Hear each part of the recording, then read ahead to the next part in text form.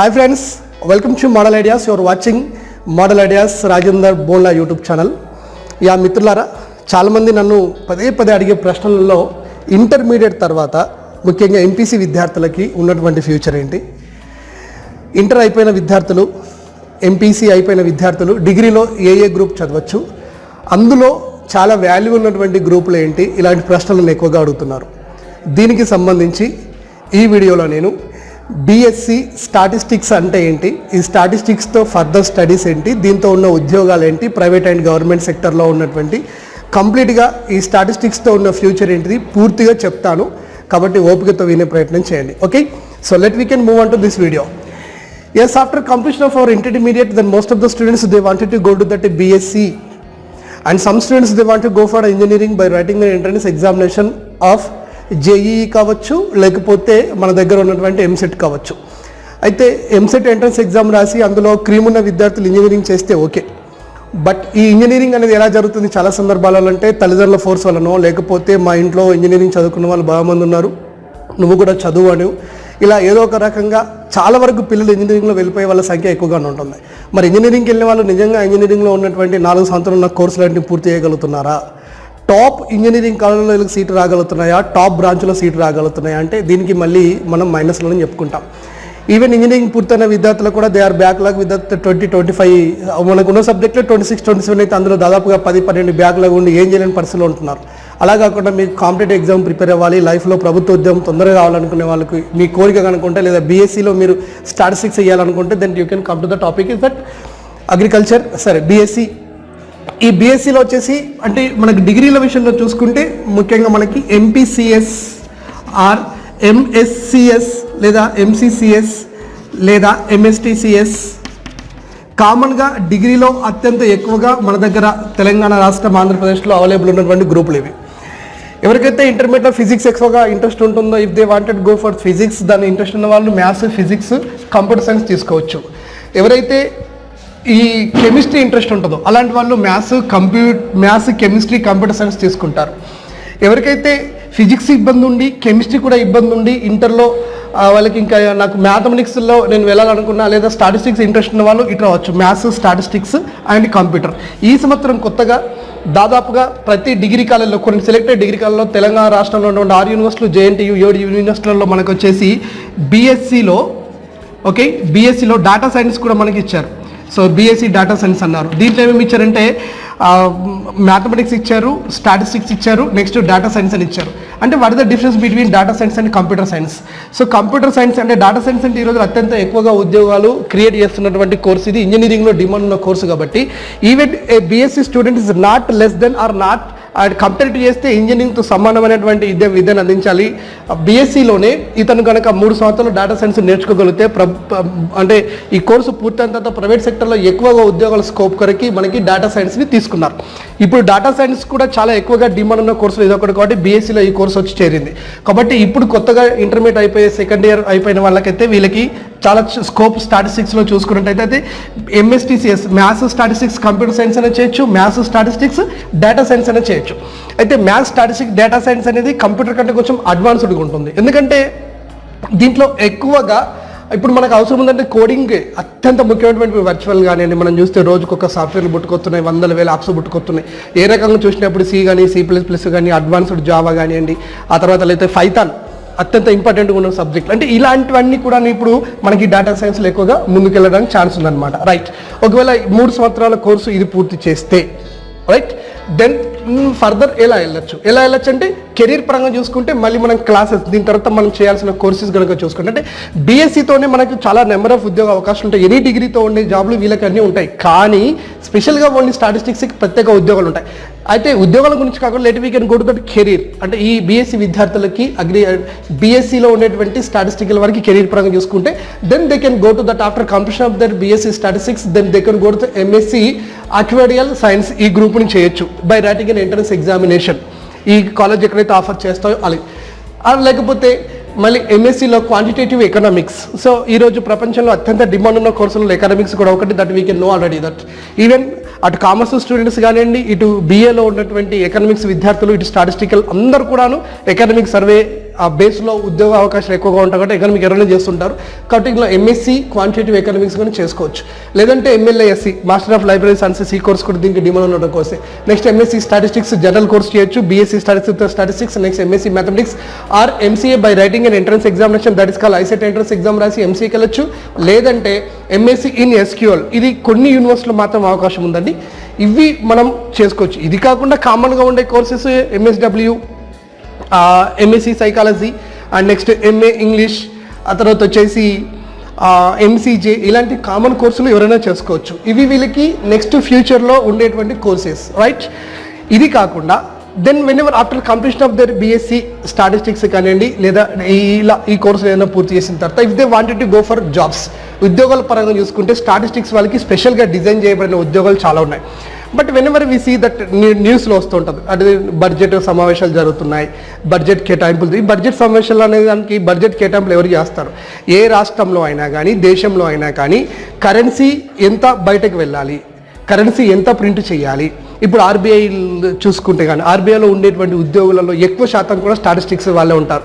అంతేందుకు ఒక దేశానికి సరిపడే బడ్జెట్, రాష్ట్రాలకు సంబంధించిన బడ్జెట్ను తయారు చేసి ఏమైనా వెనకాల ఉండేదంతా కూడాను స్టాటిస్టికల్ ఆఫీసర్లే ఉంటారు. కాబట్టి స్టాటిస్టిక్స్ డిపార్ట్మెంట్కి ఉద్యోగాల పరంగా కొదవలేదు ఇండియాలో. ఒక సర్వే, నేను చదివిన సర్వే నేను మీకు చెప్పగలుగుతాను. ఈ సర్వే ఏం చెప్తుందంటే 2016 ఓకేనా 2016 నుండి 2018 వరకు చూసుకుంటే స్టాటిస్టిక్స్లో జాయిన్ అయ్యే విద్యార్థుల యొక్క సంఖ్య ఆల్మోస్ట్ 8% పెరిగింది.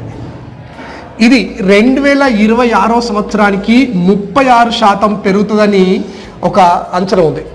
అదేవిధంగా ఈ 2016-18 మధ్యలో పెరిగినటువంటి ఈ 8%కి ఉద్యోగాల కల్పన, అంటే ఉద్యోగాల కల్పన ఇప్పుడు 2018 నుండి 2020 వరకు ఉద్యోగాల కల్పన 7.5% పెరిగింది. అంటే ఇక్కడ ఎంతమంది విద్యార్థులు అయితే ఈ కోర్సులో జాయిన్ అయ్యి పెరుగుతున్నారో అదే స్టేటస్లో కూడా ఉద్యోగ అవకాశాలు కూడా ప్రైవేట్ సెక్టర్లో పెరుగుతున్నాయి.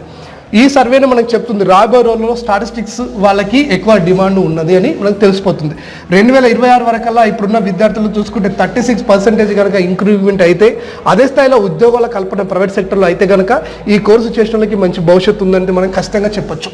నౌ కమ్ టు దట్ ఉద్యోగాల పరంగా చూస్తే whenever go to that private సెక్టర్లో చూసుకుంటే ముందుగా గవర్నమెంట్ ఉద్యోగాలు let we can discuss later. Private సెక్టర్లో చూసుకుంటే డేటా సైంటిస్ట్ వీళ్ళు ఏం చేస్తారు సార్?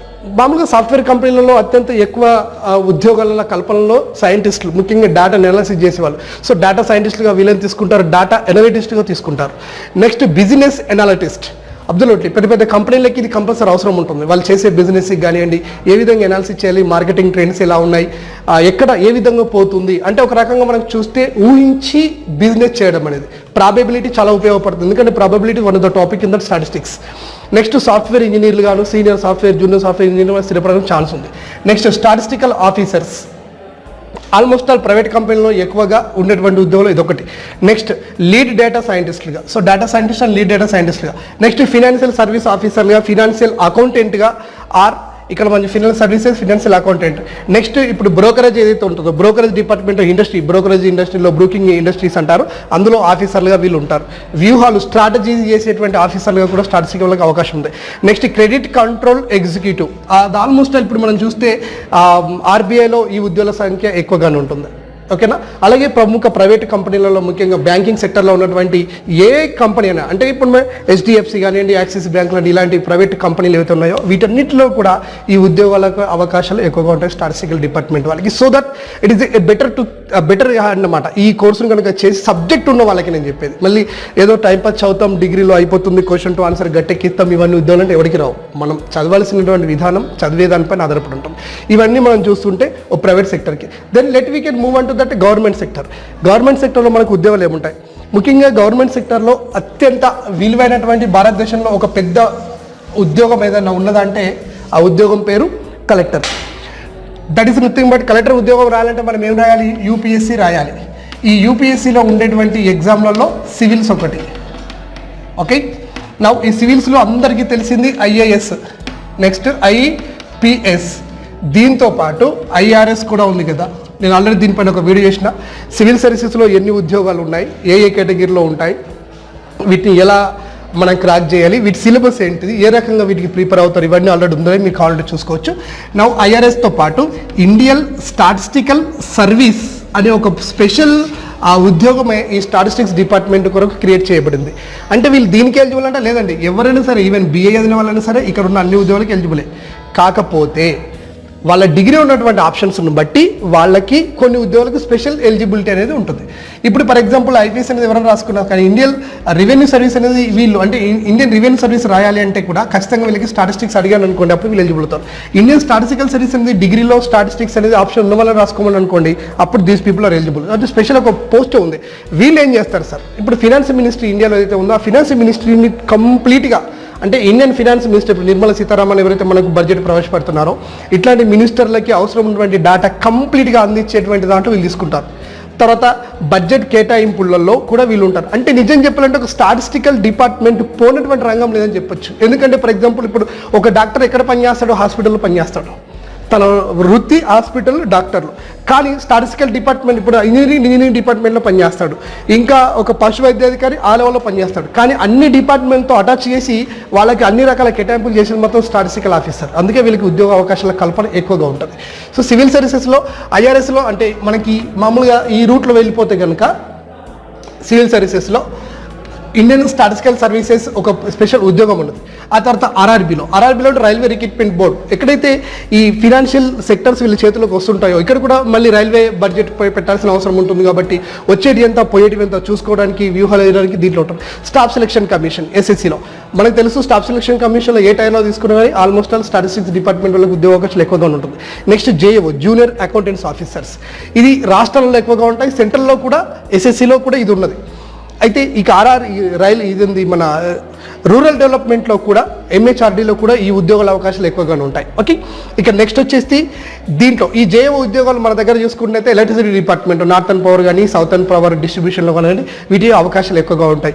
ఎలక్ట్రిసిటీ JAOలు ఉంటారు. నెక్స్ట్ ఫినాన్స్ డిపార్ట్మెంట్లో JAO జూనియర్ అకౌంటెంట్స్ ఆఫీసర్స్. ఆ తర్వాత వచ్చేసి ఎండోమెంట్ డిపార్ట్మెంట్లో ముఖ్యంగా ఇప్పుడు దేవస్థానాలు, తిరుమల తిరుపతి దేవస్థానం కానీ ఆ తర్వాత మన దగ్గర ఉన్నటువంటి పెద్ద పెద్ద టెంపుల్స్లలో ఏవైతే ఉంటాయో ఆ ఎగ్జిక్యూటివ్ ఆఫీసర్లుగా కూడా స్టాటిస్టిక్స్ వాళ్ళకి ఉద్యోగాల అవకాశాలు ఉంటాయి. నెక్స్ట్ వచ్చేసి సెక్రటేరియట్లో కూడా ఉద్యోగ అవకాశాలు. అంటే ఈ స్టాటిస్టిక్స్ బేస్ చేసుకొని చూస్తే ప్రభుత్వ ఉద్యోగాలకు కుదరలేదు. ఇదంతా మనకు వద్దు అంటే అకాడమిక్లో కూడా వీళ్ళకి అవకాశాలు ఉంటాయి. సో అకాడమిక్ అంటే ఏంటిది, మళ్ళీ టీచింగ్ బేస్లో చూసుకుంటే డిగ్రీ కాలంలో స్టాటిస్టిక్స్ లెక్చరర్లుగా, మామూలుగా BSc స్టాటిస్టిక్స్ అంటే they are eligible for B.Ed తర్వాత టీచింగ్ ఉద్యోగాలు కూడా రావచ్చు. లేదంటే ఒకవేళ వీళ్ళకి ఇంట్రెస్ట్ ఉండి BSc చదివిన తర్వాత నెక్స్ట్ MScలో స్టాటిస్టిక్స్ కనుక చదవగలిగితే రైట్, ఇక్కడ నుండి వీళ్ళు డైరెక్ట్గా మళ్ళీ నెట్ CSR అంటే నెట్ తీసుకోగలిగితే ఆ నెట్ ఎలిజిబుల్కి కనుక సాధిస్తే కనుక వీళ్ళు మళ్ళీ JRFని అందుకోవచ్చు. లేదంటే జూనియర్ రీసెర్చ్ ఫెలోషిప్ని అందుకోకపోయినా కానీ ఏదైనా ఒక ప్రొఫెసర్ దగ్గర వీళ్ళు PhD చేసి అట్లా కూడా రీసెర్చ్ లెవెల్లో కూడా వెళ్ళి రీసెర్చ్ ఎనాలిటిస్ట్గా చేయొచ్చు. అంతెందుకండి, ఇప్పుడు ఒక ఎమ్మెల్యే అతను ఒక ఏరియాలో పోటీ చేస్తున్నాడు అన్నప్పుడు ఖచ్చితంగా అతను సర్వే చేపిస్తాడు, అతనికి టికెట్ ఇచ్చే వ్యక్తి సర్వే చేస్తాడు. ఈ సర్వే చేయడానికి ఖచ్చితమైన రిజల్ట్ తీసుకొచ్చేవారంటే PhD రీసెర్చ్ వాళ్ళే బాగా రిజల్ట్ తీసుకొస్తారు. అందులో స్టాటిస్టిక్స్ వాళ్ళకి చాలా ఎక్కువగా అవకాశం ఉంటుంది. ఎవరు గెలుస్తారో ఎవరు ఓడిపోతారో అనేది ఖచ్చితంగా అంటే ఆల్మోస్ట్ 90% ప్రూఫ్తో పట్టుకొచ్చి ఇవ్వగలిగేటువంటి అవకాశం స్టాటిస్టిక్స్ డిపార్ట్మెంట్ వాళ్ళకు ఉంటుంది. అందుకే ప్రభుత్వ ప్రైవేట్ సెక్టర్లో ఉద్యోగ అవకాశాలు ఎక్కువ. ఇక ప్రైవేట్ సెక్టర్లలో కొన్ని నేను చెప్పే ప్రయత్నం చేస్తుంటాను. ఇప్పుడు ఫర్ ఎగ్జాంపుల్ ఒక మనిషి ఇక్కడ ఉంటాడు, జస్ట్ లైక్ వీఆర్ హియర్. మనం ఏం చేస్తాం, ఆన్లైన్ ద్వారా మనకు కావాల్సినటువంటి ఒక మొబైల్ని మనం ఆర్డర్ చేస్తాం. ఇప్పుడు దేని చేసాం, అమెజాన్ చేసేసాం. సో ఇది అమెజాన్ యొక్క ఆఫీస్ అనుకుందాం. సో మనం ఆన్లైన్ ద్వారా చేయగానే మన విలేజ్ నుండి మన డిస్టిక్లో ఉన్నటువంటి ఈ ఆఫీస్కి మన యొక్క డేటా వెళ్ళిపోతుంది. వీళ్ళేం చేస్తారు, పలాని ఏ అనేటువంటి పర్సన్ ఒక మొబైల్కి చేశాడనే ఉద్దేశంతో వీళ్ళేం చేస్తారంటే ఇక్కడ కూర్చుంటాడు ఒక పర్సన్, ఓకేనా. ఇది ఏం చేస్తాడు, ఇతనికి కావాల్సినటువంటి వస్తువు ఏదైతే ఉందో ఇది మాకు కావాలి అని ఆ కంపెనీ బ్రాండ్ ఏమన్నాడు, ఇతను మొబైల్ కావాలన్నాడు, ఆ మొబైల్ వచ్చేసి సామ్సంగ్ కంపెనీ అనుకుందాం. ఇక్కడ ఉన్న కూర్చున్నది ఏం చేస్తారంటే దీని నుండి ఇక్కడికి ఈ సామ్సంగ్ కంపెనీ ఏదైతే ఉంటుందో రైట్, ఈ కంపెనీకి ఒక మెసేజ్ పెడతాడు, పలానా వ్యక్తి ఒక మొబైల్ కావాలన్నాడు అన్న తర్వాత ఇప్పుడు ఇక్కడ ఉన్నటువంటి పర్సన్ దాన్ని రిసీవ్ చేసుకుంటాడు, ఓకేనా. ఇక్కడ పర్సన్ 1 అంటాను, ఇక్కడ పర్సన్ 2 అంటాను. రిసీవ్ చేసుకొని ఇక్కడ ఏం చేస్తాడు, ఇక్కడ నుండి ఇతను ఈ యొక్క స్టాక్ డిపార్ట్మెంట్కి మెయిల్ పంపిస్తాడు. పర్సన్ 3 ఉంటాడు ఇక్కడ. ఈ స్టాక్ డిపార్ట్మెంట్ అని ఏం చేస్తాడు, సరే వచ్చినటువంటి ఏంటి అని చెప్పేసి ఈ యొక్క వస్తువుని మళ్ళీ ఇక్కడ నుండి ఈ పర్సన్ 1కి పంపిస్తాడు. పంపించిన తర్వాత పర్సన్ 1 ఏం చేస్తాడు అంటే ఈ యొక్క క్యాండిడేట్ యొక్క అడ్రస్కి ఈ యొక్క వస్తువుకి అన్ని రకాల టెస్టులు ముందు వేయబడి ఉంటాయి కాబట్టి దాన్ని పూర్తిగా ప్యాక్ చేసేసేసి పోస్ట్ ద్వారా మళ్ళీ రిటర్న్ పంపిస్తారు. ఇక్కడ ఈ పర్సన్ 1 కానీ పర్సన్ 2 కానీ పర్సన్ 3 కానీ వీళ్ళని ట్రాకర్స్ అంటారు. సో ఈ వీళ్ళు అంటే వచ్చిన ప్రతి విషయాన్ని ట్రాకింగ్ చేస్తూ మళ్ళీ వస్తువులు పంపించే ప్రయత్నం చేస్తుంటారు. ఈ ట్రాకర్స్ అందరూ కూడా ఎక్కువగా మోస్ట్లీ స్టాటిస్టిక్స్ వల్లనే తీసుకుంటారు. ఎందుకంటే వాళ్ళకు ఉన్నటువంటి అనలిటిక్ పవర్ని బట్టి అలా తీసుకుంటారు. అంటే అందరు కాదు కానీ ఉద్యోగాల పరంగా వాళ్ళకి నాలెడ్జ్ ఉన్న వాళ్ళని తీసుకుంటారు. సో ఇలా బీఎస్సీ స్టాటిస్టిక్స్కి అపారమైన అవకాశాలు ఉన్నాయి.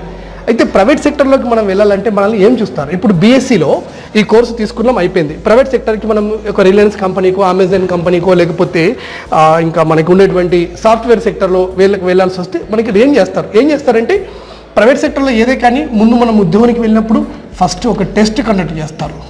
So what is this test అంటే this test consist of 50 marks most of the things. ఈ 50 మార్క్లో ఒక 30 ఇంగ్లీష్ ఇచ్చి ఇంకొక 20 ఆప్టిట్యూడ్ లేదా సైకాలజీ క్వశ్చన్స్ పెడతారు. ఇందులో ఏబో 45, 47, 49 వచ్చిన వాళ్ళని మాత్రమే సెకండ్ ఇంట్లో తీసుకుంటారు. అంటే 49 మనకు రాగలగాలంటే ఆ నాలెడ్జ్ ఉన్న వాళ్ళు, నువ్వు బీఎస్సీలో ఎంత తోపైనా, నువ్వు యూనివర్సిటీ ఫస్ట్ ర్యాంక్ అయినా వాళ్ళకి అది అవసరం లేదు. వాళ్ళకి కావాల్సింది వాళ్ళు పెట్టిన ఎగ్జామ్లో నీకు పర్సెంటేజ్ ఉన్నదా లేదా, అంటే నీకు ఆ స్కిల్స్ ఉన్నాయా లేదా, దే కెన్ టెస్ట్ యూ. సరే ఇక్కడ పాస్ అయ్యాం, నెక్స్ట్ ఏం చేస్తారు? ప్రైవేట్ సెక్టర్లో ఉద్యోగంకి ఇచ్చేస్తారా? ఇవ్వరు. Most of the things we can think that is an interview అనుకుంటాం. ఇంటర్వ్యూ కండక్ట్ చేస్తారు. ఆ ఇంటర్వ్యూలో ఏదో 4 క్వశ్చన్లు అడుగుతారు. సీతమ్మ వాకిట్లో సినిమాలో మహేష్ బాబులాగా అటు ఇద్దరు కూర్చొని క్వశ్చన్లు అడుగుతారు. అది జరగదండి. నిజ జీవితంలో అలాంటిది ఉండదు. ఏం చేస్తారు? మనకి టెస్ట్ కండక్ట్ చేస్తారు. టెస్ట్లో పాస్ అయిన తర్వాత ఏం చేస్తారు? జామ్కి తీసుకొస్తారు. జామ్ అయిపోయిన తర్వాత ఏం చేస్తారు? జీడీకి తీసుకొస్తారు. జీడీ అయిపోయిన తర్వాత వీలైతే ఎస్ఏ రైటింగ్కి తీసుకొస్తారు, లేకపోతే యాక్సెంట్ రౌండ్కి తీసుకొస్తారు, లేకపోతే హెచ్ఆర్ రౌండ్కి తీసుకొస్తారు. ఆ తర్వాత ఫైనల్గా ఇంటర్వ్యూకి తీసుకొస్తారు. ఇలా ఇన్ని రౌండ్లు ఉంటాయి. మరి ఈ రౌండ్ల గురించి మనం తెలుసుకొని ఈ రౌండ్లను మనం డిగ్రీలోనే ప్రాక్టీస్ చేయగలిగితే రేపు ప్రైవేట్ ఉద్యోగాలు కానీ ప్రభుత్వ ఉద్యోగం మనం వెళ్ళిపోవడానికి స్కోప్ ఉంది. ఇవేవి తెలియదు సార్, నేను ఓన్లీ డిగ్రీ మాత్రం చదువుకొని వచ్చినంటే అందరు నిరుద్యోగులలో నీకు కూడా ఒక పోస్ట్ దొరుకుతుంది. అలా కాకుండా జామ్ అంటే ఏంటిది? జస్ట్ ఏ మినిట్, ఇక్కడ ఏం చేయాలి, దీని స్టెప్స్ ఏంటివి, నెక్స్ట్ గ్రూప్ డిస్కషన్ అంటే what are the types of group discussion, ఎలా చేస్తారు, ఎన్ని రకాలుగా ఉంటుంది, ఎస్ఏ రైటింగ్. నిజానికి ఇది 10th క్లాస్లో ఒక 10 మార్కుల ప్రశ్న. దీన్ని ఆ లెవెల్లో 10th ఉన్నప్పుడు పిల్లగాడు ఏం చేస్తాడు? 10 మార్కులు వస్తాయాలరా బాబు అంటాడు. కానీ డిగ్రీ పూర్తయిన దీని మీద ఒక అవగాహన అనేది రాదు. ఎందుకు ఇక్కడ కనెక్ట్ చేస్తారంటే ఎక్కువ మందిని తీసేయాలి, ఇంగ్లీష్ లాంగ్వేజ్ స్కిల్స్ ఉన్నాయో లేదా కావాలి. ఎందుకంటే నువ్వు రేపు ఒక మ్యాటర్ రాస్తే, నువ్వు తప్పులు రాస్తే దానివల్ల కంపెనీకి 1000 కోట్ల నష్టాలు వస్తాయి. కాబట్టి ఇంగ్లీష్ లాంగ్వేజ్ డెప్త్ చూస్తుంటారు. Accent round, stress. So stress అంటే మనం ఇంగ్లీష్ ఎలా మాట్లాడుతున్నాం, ముఖ్యంగా ఫొనెటిక్స్ బేస్డ్ ప్రొనౌన్సియేషన్ ఉందా లేదని చూడడానికి స్ట్రెస్ లెవెల్స్ కండక్ట్ చేస్తుంటారు. హెచ్ఆర్ మన హ్యూమన్ రిసోర్స్ ఎలా ఉంది, కంప్యూటర్ నాలెడ్జ్ మనకి ఎలా ఉందనేది ఇక్కడ చూస్తుంటారు. ఇక ఇంటర్వ్యూ కాలంలో తెలిసింది. అంటే ఇలా అన్ని స్టెప్లు మనం దాటుకుంటూ ఇక్కడికి రావాలి. మరి డిగ్రీలో 3 సంవత్సరాలు మనం చదివే కళలో ఎవరైనా ఇవన్నీ మనకు చెప్తారా అంటే 90% లేదు 90% కళలలో ఇది ఉండదు. అసలు చెప్పమంటే విద్యార్థి వినడు. ఎవరైనా కళలో చెప్పమన్నా విద్యార్థి వినడు. వానికి ఏంటంటే మార్నింగ్ 9కి కాలేజ్ స్టార్ట్ అయిందా, 1 గంటకు అయిపోయిందా, ఆ తర్వాత బస్సు ఎక్కినామా, ఇంటికి వచ్చినామా, లేదా బస్ స్టాండ్లో తిరిగినామా, ఇలా చాలామంది విద్యార్థులు ఉంటారు. కాకపోతే కొద్దిమంది లైఫ్ని ఇష్టంగా భావించే వాళ్ళకి ఛాన్స్ ఉంది. ఇప్పుడు మన దగ్గర వచ్చేసి టాస్క్ ఉంది తెలంగాణ రాష్ట్రంలో, ఓకేనా. సో ఈ Telangana academy for skills and knowledge, దీంట్లో మనం చూసుకున్నట్టయితే ఇప్పుడు మనకు టాస్క్ ఇంతకుముందు వచ్చేసి అదేంటిది మన జేకేసీ ఉండే, ఓకేనా. ఈ జవహర్ నాలెడ్జ్ సెంటర్స్ ఉండే, ఇప్పుడు టాస్క్గా మార్చారు.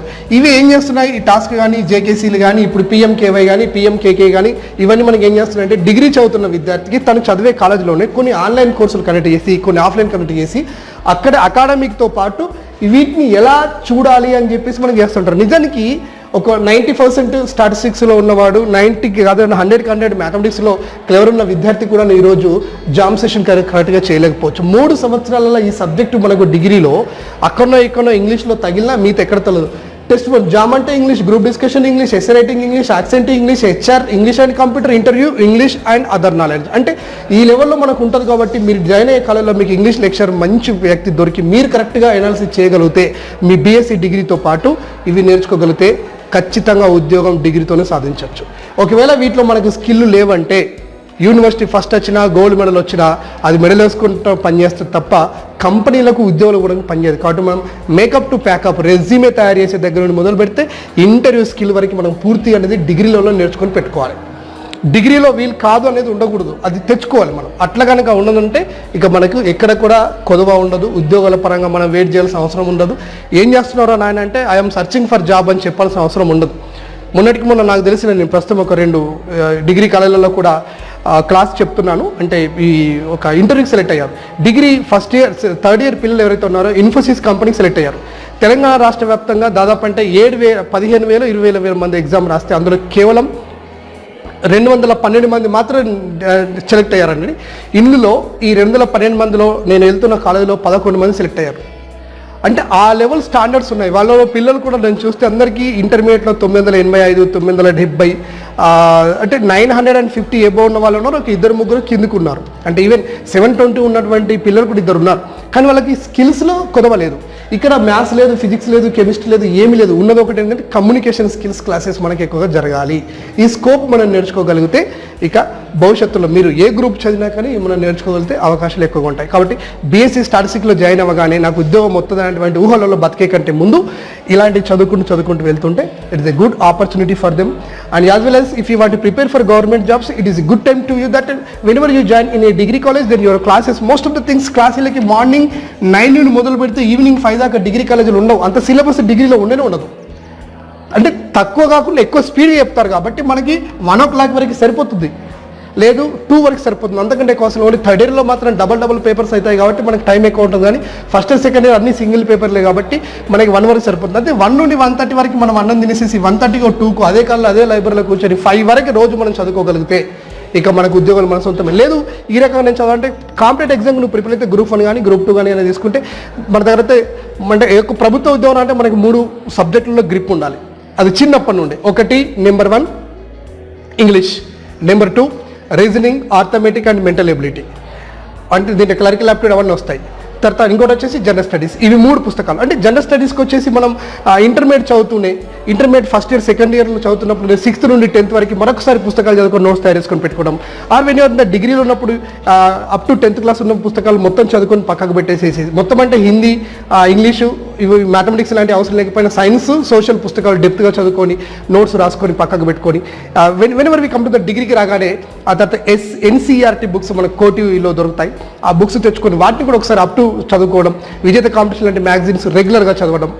దీంతో పాటుగా తెలంగాణ ఉద్యమ చరిత్ర, అంటే తెలంగాణ విద్యార్థులు అయితే కనుక ఆంధ్రప్రదేశ్ సామాజిక సాంస్కృతిక చరిత్ర, తెలంగాణ ఉద్యమ సామాజిక సాంస్కృతిక చరిత్ర, ప్రకాష్ బుక్స్ కానివ్వండి, లేకపోతే ఇంకా చాలామంది రాశారు బిఎస్ రాములు లాంటి బుక్స్ మనకి దొరుకుతాయి. కృష్ణారెడ్డి లాంటి బుక్స్ మనకి ఎన్నో కనబడతాయి మార్కెట్లో. అవి తెచ్చుకొని చదవడం, ఇండియన్ కాన్స్టిట్యూషన్ లాంటివి. మనం డిగ్రీ అకాడమిక్తో పాటు ఇలాంటి పుస్తకాలు కనుక చదివితే ఈ ప్రభుత్వ ఉద్యోగాలు సాధించడం పెద్ద కథ కాదు. కాబట్టి ఏ కోచింగ్ సెంటర్ అవసరం లేకుండా ఎక్కడికి వెళ్ళకుండా మన ఉద్యోగాలు సాధించవచ్చు. So this is all about that complete information regarding that BSc statistics. So మీకు ఇంట్రెస్ట్ ఉన్న వాళ్ళు ఈ కోర్సులో జాయిన్ అవ్వచ్చు. Then if you have any doubt then you can ask me and I ready to give that answers at any time. Okay, thank you and all the best.